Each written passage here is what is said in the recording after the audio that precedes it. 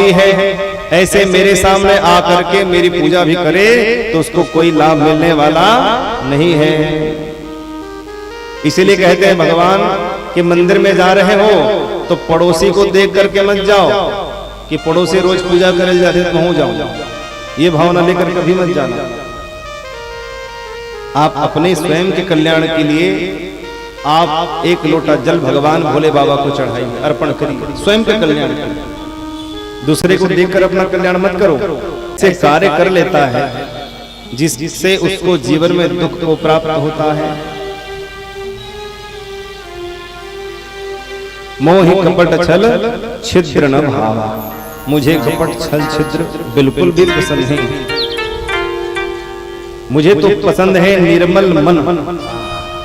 निर्मल मन जन सो मोहि पावा, निर्मल मन जन सो मोहि पावा, निर्मल मन जन सो मोहि पावा, निर्मल मन जन सो मोहि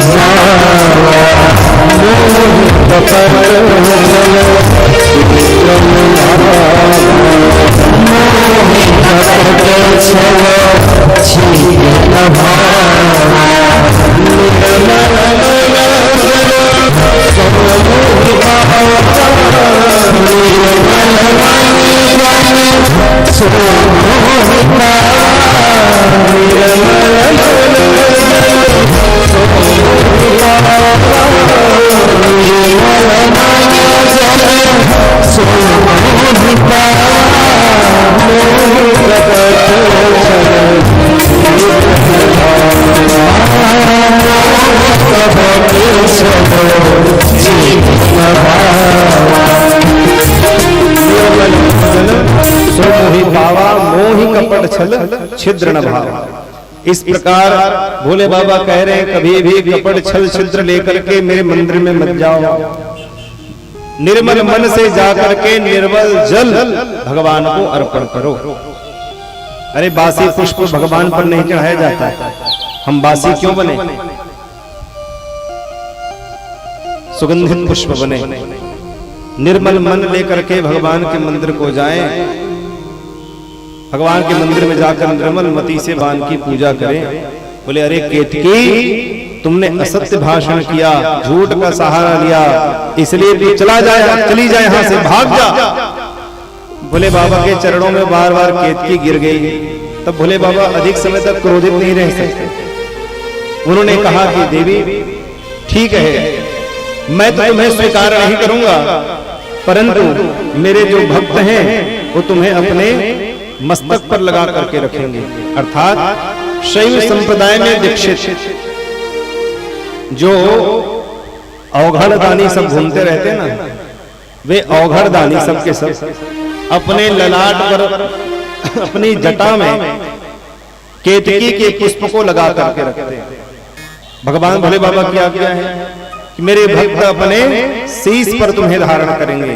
दूसरी बात, जहां पर भी रुद्र यज्ञ होगा तो रुद्र यज्ञ में जो ऊपर मंडप कलश होता है ना, सबसे ऊपर मंडप, उस कलश में तुमको स्थापित किया जाएगा। केतकी के पुष्प के बिना रुद्र यज्ञ नहीं किया जा सकता है। इसलिए यज्ञ कुंड के ऊपर शिखर में केतकी के पुष्प को लगाया जाता है, तब जाकर भोले बाबा की पूजा होती है।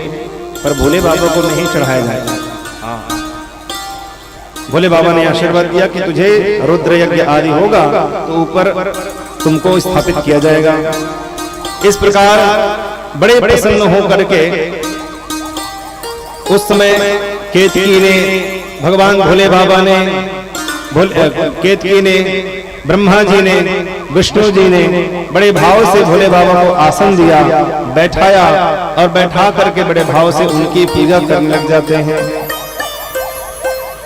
बड़े भाव से उन्होंने भगवान भोले बाबा का जल से अभिषेक किया, राजोपचार विधि से पूजन किया, छत्र ओढ़ाया, चावल बुलाया और सुंदर भोले बाबा की पूजा किया। याद रखिए एक बात, बड़े ध्यान से सुनिए। अधिकतर लोग शिवरात्रि के दिन भोले बाबा का विवाह आजकल करने लग गए। भोले बाबा का विवाह शिवरात्रि के दिन नहीं हुआ है, ये भी सुन लीजिए। शिवरात्रि के दिन उनका विवाह नहीं हुआ है। तो शिवरात्रि क्यों मनाते हैं? भले शिवरात्रि इसलिए मनाते हैं क्योंकि उसी दिन भोले बाबा अग्नि स्तंभ के रूप में पहली बार प्रकट हुए थे, इसलिए शिवरात्रि मनाई जाती है। 4 प्रहरों में ब्रह्मा जी ने, भगवान विष्णु ने उनकी पूजा की थी, राजोपचार विधि से पूजा की थी। इसलिए महाराज राजोपचार विधि से पूजा जिस दिन किया गया, भोले बाबा कहते हैं दीन में तत्तः पुण्यम भविष्यति महत्तरम शिवरात्रि ऋतिख्याता धीरे सा मम प्रिया। शिवरात्रि के दिन आप लोगों ने राजोपचार विधि से हे ब्रह्मा जी विष्णु जी मेरी पूजा किया है। आज का दिन बड़ा ही परम पवित्र और पावन है। आज के दिन आप लोगों ने मेरी पूजा की है, इसलिए आज से यह दिन मुझे बड़ा ही प्रिय रहेगा और इसको लोग शिवरात्रि के नाम से जानेंगे। साल भर प्रदोष का व्रत मत करो, पर एक दिन अगर शिवरात्रि का व्रत कर लिया तो साल भर प्रदोष व्रत करने का पुण्य मिल जाता है, ऐसा शिव महापुराण में वर्णन आता है। केवल एक दिन शिवरात्रि का व्रत विधि पूर्वक नियम पूर्वक कर लो।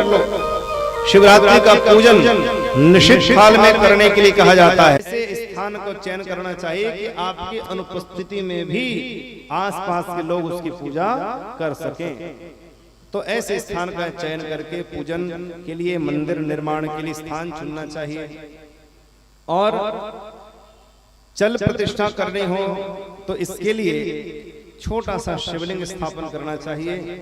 अचल प्रतिष्ठा करना हो तो 12 अंगुल से ऊपर अपने हाथों से, निर्माणकर्ता के हाथों से 12 अंगुल बड़ी शिवलिंग स्थापना करनी चाहिए। 12 अंगुल से ऊपर होनी चाहिए, उससे छोटी नहीं होनी चाहिए।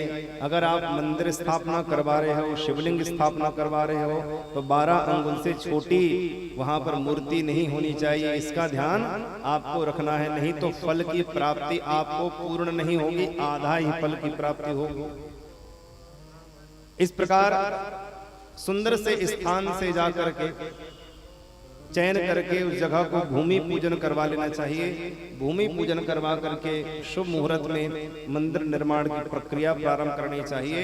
मंदिर का निर्माण ऐसे करें ताकि ब्रह्मांड की समस्त ऊर्जा उस शिवलिंग में आवे और शिवलिंग से आते हुए हम सबके ऊपर उसका प्रभाव पड़े।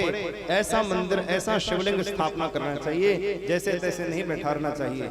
शिवलिंग का मतलब क्या होता है? शिवलिंग का अर्थ होता है संपूर्ण ब्रह्मांड की ऊर्जा एकत्रित करने का एक स्थान। शिवलिंग में ब्रह्मांड की समस्त ऊर्जा एकत्रित होती है जब उसको वैदिक मंत्रों से स्थापित किया जाता है। 108 प्रकार के जलों से शिव जी का अभिषेक करके उसको पवित्र किया जाता है, उस मूर्ति को, शिवलिंग को, और विधि पूर्वक उसकी 5 दिनों की प्रतिष्ठा कही गई है। 5 से ऊपर भी कर सकते हैं, कम से कम 5 दिन की प्रतिष्ठा विधि पूर्वक करनी चाहिए। तो ऐसा स्थान बनाओ ऊपर की ओर कि जहां पर उसका शिखर होता है, वह शिखर जो है श्री यंत्राकार में हो। कुछ भी नहीं बना देना चाहिए ऊपर, श्री यंत्राकार में वह स्थापित होनी चाहिए और एकदम बीचों बीच शिवलिंग को स्थापित करनी चाहिए। और जहां पर घंटा बंधा हुआ था ना बीचों बीच, तो एकदम शिवलिंग के ऊपर में घंटा नहीं लगाना चाहिए। तो क्या लगाना चाहिए? बोले वहां पर पीतल की छड़ी लगानी चाहिए। पीतल की छड़ी, जो पीतल की छड़ी ऊपर की ओर निकली हुई हो, जिसमें हम ऊपर ध्वजा लगा सकें, और नीचे की ओर हुई निकली हुई हो, ताकि ब्रह्मांड की ऊर्जा उस पीतल की छड़ी में पड़े और पड़ करके सीधा शिवलिंग में नीचे उसका प्रभाव पड़े। और जब हम पूजा करने जाएं तो ब्रह्मांड की ऊर्जा हमारे ऊपर प्रकाशित हो। तो ऐसा सुंदर वहां पर कहा जाता है। सुंदर सा शिवलिंग स्थापना करने से पहले जहां शिवलिंग स्थापना करनी हो वहां पर 9 रत्न को डालना चाहिए, अनेक प्रकार की औषधियों को डालना चाहिए। फिर वैदिक मंत्रों के द्वारा सद्यो जातम प्रपद्यामि, सद्यो जाताय वै नमो नमः आदि आदि मंत्रों से वहां पर भोले बाबा की उस शिवलिंग को स्थापना करनी चाहिए। शिवलिंग की स्थापना करने के बाद 5 स्थानों में भोले बाबा की पूजा शिवलिंग में करनी चाहिए। इसको आगे क्रम में बताऊंगा कि कहां कहां पर शिवलिंग में 5 स्थान पर पूजन किया जाता है। 5 स्थानों में पूजन करने के पश्चात मंदिर में सुंदर भोले बाबा के सामने सुंदर से नंदी को स्थापना करना चाहिए। और नंदी स्थापना के साथ ही साथ निराकार स्वरूप में जैसे शिवलिंग को आपने स्थापित किया है वैसी साकार स्वरूप में एक मूर्ति भी स्थापना करनी चाहिए। उसकी भी पूजा इसी क्रम से शिवलिंग की भांति ही करनी चाहिए, वहां उसको स्थापित करनी चाहिए। बोले कौन सी मूर्ति स्थापना करनी चाहिए, या घर में कौन से भगवान भोले बाबा की अगर मूर्ति रखना चाहते हैं। कई लोग घर में भगवान भोले बाबा के क्रोध स्वरूप में मूर्ति रख लेते हैं, पर शिव महापुराण में वर्णन है कि घर में भी अगर मंदिर में भी अगर रखना हो तो भगवान भोले बाबा मुस्कुराते हुए मिले, ऐसी कोई मूर्ति आपको मिल जाए, पार्वती जी हो, गणेश जी हो, कार्तिकेय जी हो, नंदी जी हो और भोले बाबा की सुंदर से मूर्ति जो मुस्कुरा रहे हो मंद मंद, ऐसी मूर्ति आप घर में स्थापित कर सकते हो। क्रोधित मूर्ति, तामसी मूर्ति घर में स्थापित नहीं करनी चाहिए। भैरव बाबा की मूर्ति घर में नहीं, भगवती काली की मूर्ति घर में नहीं। जो तामसी हैं, क्रोधित हैं स्वभाव से, उनकी मूर्ति घर में स्थापित नहीं करनी चाहिए, नहीं तो कला होने लग जाएगा। बोलो राधे राधे, कला होने लग जाएगा। इसलिए मुस्कुराते हुए मूर्ति स्थापना करनी चाहिए। शिवलिंग के पास सुंदर सी मूर्ति ऐसी स्थापन करें। लिंग प्रमाणम कत्रीणाम द्वादश अंगुलमुत्तमम, जैसे कि मैंने कहा शिवलिंग जैसे 12 अंगुल से ऊपर रहनी चाहिए, वैसे ही वह बेर भी, बेर का मतलब मूर्ति, वह भी 12 अंगुल से लंबी मंदिर में स्थापित करना चाहिए। मतलब पूर्ण विधि कह रहा हूं, ये पूर्ण विधि है मंदिर स्थापना की। शिवलिंग वहां पर स्थापित कर रहे हो तो भगवान भोले बाबा की मूर्ति भी स्थापित करो, ये पूर्ण विधि है पूर्ण फल की प्राप्ति के लिए। तो इस प्रकार मूर्ति भी स्थापित करना चाहिए। अब आगे कह रहे हैं सुंदर से मंदिर बनाने के पश्चात मंदिर के बाहर वृषभध्वज पताका मंदिर के बाहर स्थापना करनी चाहिए।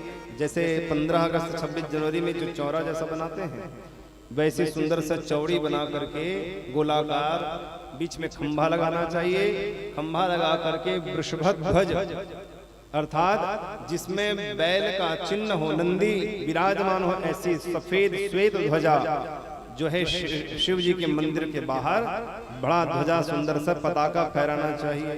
यह विधि मंदिर स्थापना की कही जाती है और विधि पूर्वक फिर सबके सब भक्तजन प्रत्येक दिन उनकी पूजा वे करें। ये हो गई अचल प्रतिष्ठा। दूसरी विधि है चल प्रतिष्ठा। घर में अगर आप शिवलिंग रखना चाहते हैं तो उसका परिमाण क्या होना चाहिए, माप क्या होना चाहिए? बोले 1 अंगुल से ऊपर नहीं होना चाहिए। ठीक है, 1 अंगुल से ऊपर नहीं होना चाहिए। घर में जो शिवलिंग स्थापना करते हो, कई लोग बड़ा सा शिवलिंग घर में ही मंदिर बना करके रख लेते हैं। बड़ा सा शिवलिंग मंदिर बना करके घर में नहीं रखना चाहिए। 1 अंगुल आप शिवलिंग, जो छोटी सी शिवलिंग होती है घर में पूजन स्थान में रखने की बता रहा हूं, जिसको उठा कर आप कहीं भी ले जा सकते हो, जिसको चल प्रतिष्ठा कहते हैं, वो कहीं भी उठा कर ले जा सकते हो। 1 अंगुल उसका परिमाण, नंदीश्वर भगवान कहते हैं, उसका परिमाण होना चाहिए 1 अंगुल। और अगर बाण लिंग मिल जाए तो उसमें किसी प्रकार से सोच नहीं करना चाहिए। नर्मदेश्वर महादेव अगर आपको मिल जावे तो उसका कोई परिमाण नहीं होता है, चाहे जितना भी बड़ा आप रखना चाहो रख सकते हो, उसमें किसी प्रकार का कोई दोष नहीं लगता है। इसीलिए गृहस्थियों को कहा गया है कि आप जो है नर्मदेश्वर महादेव को लेकर आइए और नर्मदेश्वर महादेव की पूजा आप विधि पूर्वक घर में करिए, पर अधिक ना अधिक बड़ा ना हो, छोटा ही स्वरूप, जो नर्मदा नदी से आप स्वयं निकाल करके लाए हो उसकी पूजा। ऐसा नहीं कह रहे कि भेड़ा घाट जाकर कोई लेकर आ गए उसी की पूजा कर रहे हो, ऐसा नहीं है। आप स्वयं नर्मदा में विधि पूर्वक स्नान करिए।